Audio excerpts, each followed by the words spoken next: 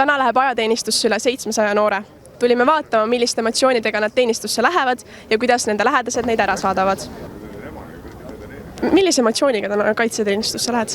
No ma lähen väga hea emotsiooniga. Mulle tundub see nagu kohustuslik asi, mida tuleb teha ja lihtsalt lähen teen seda ära ja võtan seda kui uut seiklust. Nii et.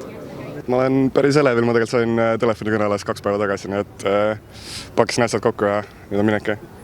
No kindlasti huvitav, mis edasi tuleb, uus kogemus täiesti ja loodan, et leian uusi sõpru ja kõik tuleb hästi. Ja.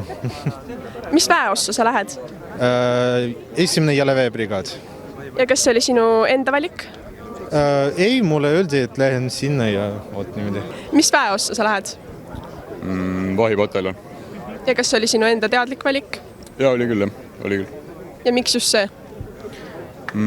See tundub päris palju ägedam kui teised, näiteks merevägi ja logistika. Mul öeldi 1. jalaväebrigaad, aga eks ma olen koha peal ja siis ma vaatan, kuhu saadetakse. Odan mitte Jõhvi. Kas sul on mõni kindel eesmärk ka, mille sa tahad ära saavutada? Tahan saada rohkem vormi. Juurde võtta. Saada teada nii palju, kui on võimalik ja kindlasti suhelda palju ka eesti keeles teistega. Aga miks otsustasid just praegu ajateenistusse minna?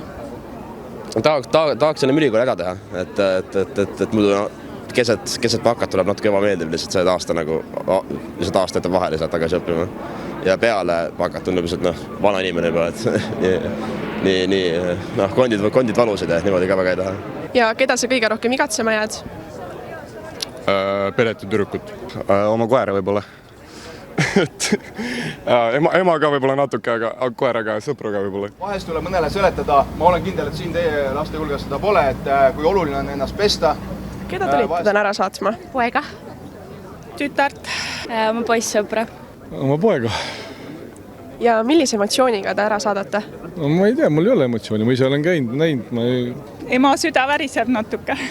No mul on natuke kurb ikkagi, või nagu seda ei tea, mis tuleb, ei tea, mis neist saab ja siis mitte nagu, et ei ole nagu hirm, aga ikkagi nagu natuke võtab nagu südamelt selliseks külmaks, ütleme nii. Ma olen hästi uhke, sest ma tean, et ta on seda kaua aega tahtnud ja see on olnud selline unistus, nii et tore, et saab minna. Aga kas olete uhke ka oma lapse üle? Ja väga uhke, et ta siukse valiku tegi, et tüdrukule ei ole see võib-olla väga tavapärane, sellepärast eriti, et mina ilmselt ei oleks ise julenud sellist asja teha tema vanuses. Ja kas on plaan, kuidas see aeg üle elada? Ilmselt leida endale mingi hea tegevus, et oleks aeg kogu aeg hõivatud. Ja. Õnneks või kahjuks mul see aeg on sisustatud noorematega, et tal jääb maha 2 õde, kes saavad endale sellise uhke ajateenistuja õe tiitli. Ja siis ma nendega rapsin päevad läbi. Kas andsite mõne soovituse ka pojale kaasa? No, kannatust, sest seal on seda vaja. Et kui raskeks läheb, et ikkagi raskused on selleks, et neist üle saada, et ei tasu nagu liiga kergelt alla anda.